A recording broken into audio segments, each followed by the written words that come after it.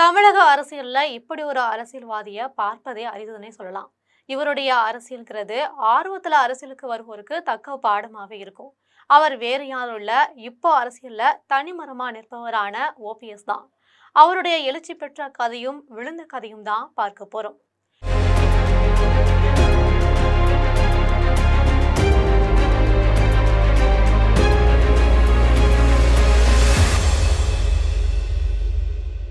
அதிகாரத்தை விட்டு கொடுப்பதற்காக யாருமே அதிகாரத்துக்கு வரது கிடையாது.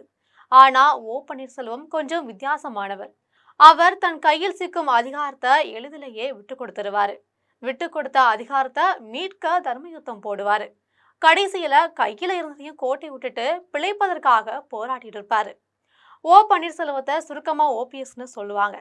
அவர் பக்கம் நின்ற பெரும்பாலானோர் கூடாரம் மாறிட்டாங்க. நிபந்தனை இல்லாம அதிமுகவுல இணைய தயாருங்கிறாங்க. எடப்பாடி அதை சட்டை செய்யவே இல்லை. பாஜகவுக்கு தூது விடுறாரு. அந்த பக்கம் இருந்தும் எந்த பதிலுமே கிடைக்கல. திமுக பக்கமும் தவிக பக்கமும் முழு மனதாக வண்டியை திருப்ப முடியல. மொத்தத்துல எந்த முடிவும் எடுக்காம சேரும் இடமும் தெரியாம திணறிட்டு இருக்காரு. ஜெயலலிதா மறைவுக்கு பிறகு டெல்லியின் அருள் மொத்தமும் ஓபிஎஸ்க்கு கிடைச்சது. ஓபிஎஸும் ஜெயலலிதாவின் இறப்பில் மர்மம் இருப்பதா அரசியல் செய்ய ஆரம்பிச்சாரு. எம்எல்ஏக்கள் மாப்பா பாண்டியராஜன், செம்மலை, ஆறுகுட்டி போன்றவரெல்லாம் ஓபிஎஸோட இருந்தாங்க. இரட்டை இலை முடக்கப்பட்டு அறிவிக்கப்பட்ட ஆர்கே நகர் இடைத்தேர்தலில் ஓபிஎஸ் அணிக்கு இரட்டை இலைய போன்றே இரட்டை மின்கம்பம் சின்னம்லாம் ஒதுக்கப்பட்டது. பணப்பட்டுவாடா காரணமா தேர்தல்லாம் ஒத்திவைக்கப்பட்டுச்சு. இடையில டெல்லி மீண்டும் புகுந்து விளையாடியது. ஓபிஎஸ், இபிஎஸ் இரண்டு பேரையும் இணைத்து வைக்க சமரசம் பேசினாங்க. இபிஎஸ் இறங்கி வந்தாரு. சசிகலா குடும்பத்தை கட்சியில இருந்து ஒதுக்கி வச்சிட்டாங்க. ஜெயலலிதாவின் மரணத்தை விசாரிக்க ஆறுமுகசாமி விசாரணை ஆணையத்தை நியமிச்சாரு. ஓபிஎஸ் மீண்டும் ராயப்பேட்டை அலுவலகத்துக்கு வந்து சேர்ந்தாரு. ஓபிஎஸ்க்கு துணை முதலமைச்சர் பதவியும் கட்சியின் ஒருங்கிணைப்பாளர் பதவியும் வழங்கப்பட்டுச்சு. ஆளுநர் வித்யாசாகர் ராவ் ஓபிஎஸ் மற்றும் இபிஎஸ்ஸின் கரங்களை பிடித்து சேர்த்து வச்சாரு. அரசியல் செய்ய ஓபிஎஸ்க்கு கிடைத்த மிகப்பெரிய வாய்ப்பா இது கிடைச்சது.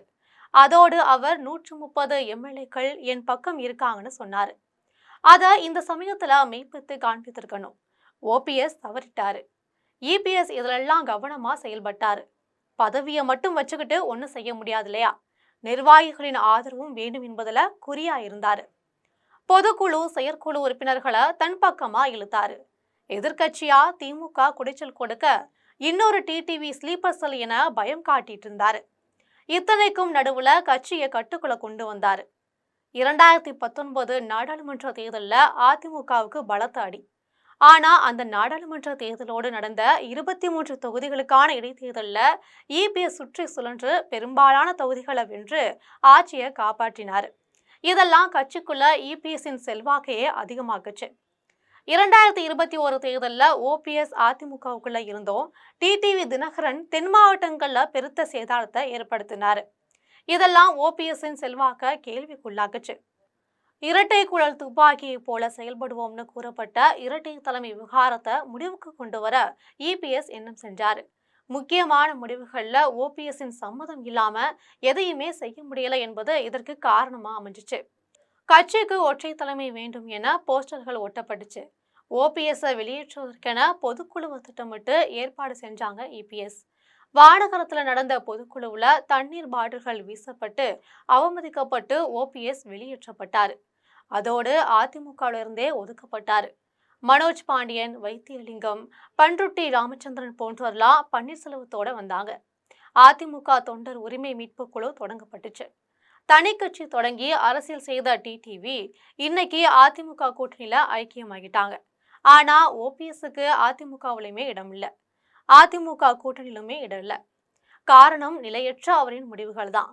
எல்லாவற்றுக்கும் டெல்லியை சார்ந்தே செயல்பட்டாரு. டெல்லி சொல்லிதான் இபிஎஸோட இணைந்தேன்னு சொன்னாரு. இதெல்லாம் முன்னாள் முதல்வராக இருந்த ஓபிஎஸ்ஸின் ஆளுமை மீது கேள்வியே எழுப்புச்சு.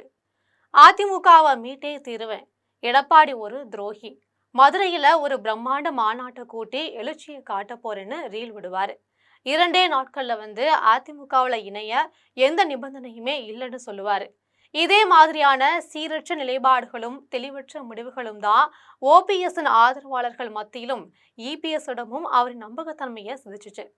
என்டிஏவை வலுப்படுத்த வேண்டி பாஜக இபிஎஸ்ஸின் கருத்தை வலுப்படுத்தினாங்க. ஓபிஎஸ் ஓரங்கட்டப்பட்டாரு. பதட்டத்துல ஒரே நாள்ல திமுக தலைவர் ஸ்டாலினை 2 முறை சந்திச்சாரு. விஜய ஆதரித்து பேசினாரு. நிர்வாகிகள் மத்தியில வாக்கெடுப்பு நடத்தி தவேகவோட கூட்டணி செல்லலாம்னு கருத்தை சொன்னாரு. ஆனா வழக்கம் போல எந்த உறுதியான முடிவையும் அவர் எடுக்கல. எந்த பக்கம் நின்று அரசியல் செய்ய போகிறோம் என்ற தெளிவுமே இல்ல. தேவர் ஜெயந்தில அவருடன் கைகோர்த்த டிடிவி என்டிஏவுக்குள்ள வந்துட்டாரு. செங்கோட்டையன் தவேகவுல இணைஞ்சிட்டாரு. ஓபிஎஸ் இன்னமும் மண்டபம் பிடித்து நிர்வாகிகள் கூட்டத்தை மட்டுமே நடத்திட்டு வராரு. அதனால்தான் உறுதுணையாக உடன் நின்றவர்கள் கூட கூடாரம் மாற ஓபிஎஸ் இப்போது தனித்து நிற்கிறாரு. சரியான நேரத்துல சரியான முடிவுகளை எடுப்பவர் மட்டும்தான் அரசியல்ல நிலைத்து நிற்க முடியும்.